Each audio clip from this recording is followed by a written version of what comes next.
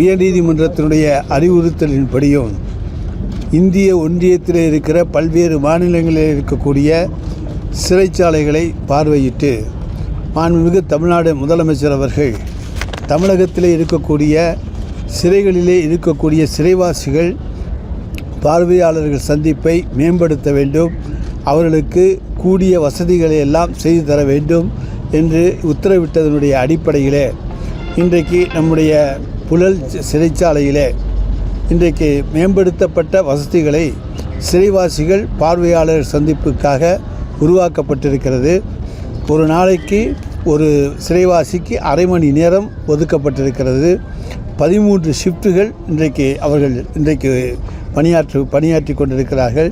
ஒரே நேரத்தில் 56 சிறைவாசிகள் தங்களுடைய பார்வையாளர்களோடு சந்திக்க முடியும். ஏறக்குறைய 728 பேருக்கு ஒரு நாளைக்கு பார்ப்பதற்கான வசதி உண்டு.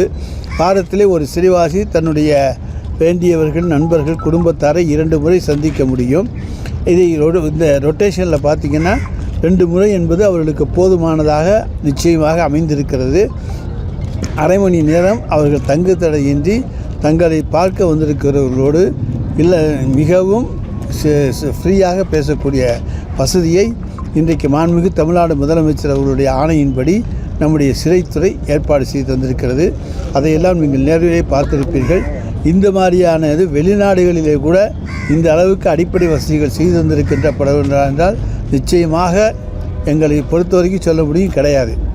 அதேபோல் வழக்கறிஞர்கள் சந்திப்பு, வழக்கறிஞர்கள் எப்போதுமே 3 மணியிலிருந்து 5 மணி வரைக்கும் சனிக்கிழமைகளிலும் சந்திக்க அனுமதிக்கப்பட்டார்கள். தற்பொழுது காலை 11 மணியிலிருந்து மாலை 5 மணி வரை சந்திக்க அனுமதிக்கப்படுகிறார்கள். ஒரு நேரத்தில் 50 பேர் சந்திக்க முடியும். 50 வழக்கறிஞர்கள் தங்களுடைய கட்சிக்காரர்களை, அது ரிமாண்டட் பிரிசனராக இருந்தாலும் அல்லது கன்விக்ட் பிரிசனராக இருந்தாலும் அவர்களை சந்திப்பதற்கான ஏற்பாடுகளை செய்து தந்திருக்கின்றோம். இன்றைக்கு அவர்களோடு மிகவும் சுலபமாக கலந்துரையாடுவதற்கான வசதிகளை ஏற்பாடு செய்யப்பட்டிருக்கிறது.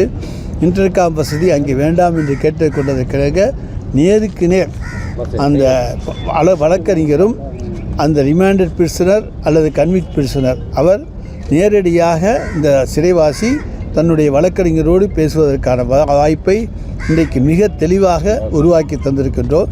இதற்கெல்லாம் முதல் நாளே புக் பண்ணால் போதும். இங்கே நேரம் ஒதுக்கி தரப்படும். ஒரு அரை மணி நேரம் 3/4 மணி நேரத்துக்கு முன்னால் உங்களுக்கு 10:30 மணி ஷிஃப்ட் என்று சொன்னால் 9:30 9:45 வந்தால் போதும். யாரும் அதிக நேரம் காத்திருக்க வேண்டிய அவசியம் கிடையாது. காத்திருக்கக்கூடியவர்களுக்கும் தகுந்த வசதிகளை செய்ய வேண்டும் என்று சொல்லி காத்திருப்பு அறைகளும் மிக பிரமாதமாக இன்றைக்கு செய்யப்பட்டிருக்கின்றன. எனவே தமிழக சிறைத்துறை வரலாற்றிலே ஒரு புதிய மைல்கல்லை மாண்புமிகு தமிழக முதல்வர் தலைவர் தளபதியினுடைய ஆட்சியிலே இன்றைக்கு சிறைத்துறை மகத்தான சாதனையாக இதை செய்திருக்கிறது என்பதை நாங்கள் மகிழ்ச்சியோடு தெரிவித்துக் கொள்கிறோம். சிறைவாசிகளுக்கு கடந்த ஆண்டிலிருந்து தரமான உணவுகள் வழங்கப்பட்டு வருகின்றன. அந்த உணவில் எந்த சிறைவாசியும் குறை சொல்லவில்லை, குற்றம் சொல்லவில்லை. நீங்கள் வேண்டுமென்றாலும் பார்வையாளராக மனு போட்டு போய் பார்க்கலாம். சிறையிலே இருந்து தரப்படுகிற உணவுகள் நல்ல தரமான உணவுகளாக இன்றைக்கு சிறைவாசிக்கு தரப்படுகிறது. அதில் எந்த விதமான சந்தேகமும் கிடையாது. இப்போ நீங்கள் பார்த்தீங்கன்னா இப்போ எல்லா வசதிகளும் உருவாக்கப்பட்டிருக்கிறது. உங்கள் கண்ணு முன்னால் கூட்டி போய் காமிச்சிருக்கேன். இதில் ஒளிவு மறைவே கிடையாது. ஏன் கூட நீங்கள் சிறைவாசிகளுடைய பார்வையாளர் இடத்துக்கு வந்தீங்க, சிறைவாசிகளும் பார்வையாளர்களும் சந்திக்கின்ற இடத்துக்கு வந்தீர்கள், வழக்கறிஞர்களும் சிறைவாசிகளும் சந்திக்கின்ற இடத்துக்கு வந்தீர்கள். எல்லா இடத்திலும் கழிப்படை வசதிகள், குடிநீர் வசதிகள் எல்லாம் மிக அழகாக தரமாக செய்யப்பட்டிருக்கிறது. அது நீங்கள் சோதித்துக்கொள்ள இன்னொரு ரவுண்டு வேணால் போயிட்டு வாங்க.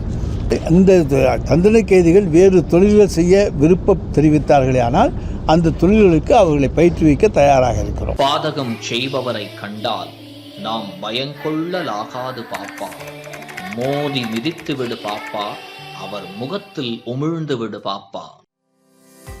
அண்மை செய்திகளை உடனுக்குடன் தெரிந்து கொள்ள இணைந்திருங்கள் இயம்நாடு தொலைக்காட்சியுடன்.